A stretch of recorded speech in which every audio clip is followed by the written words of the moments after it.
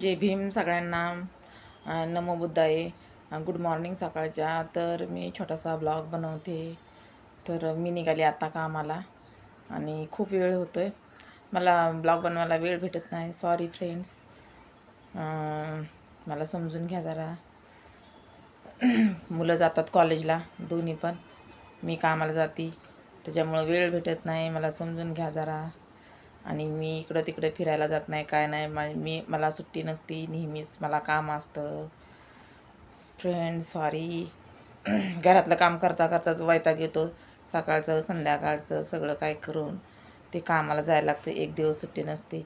त्यामुळे मी सगळ्यांची सॉरी, माफी मागते. मला सपोर्ट करा असाच.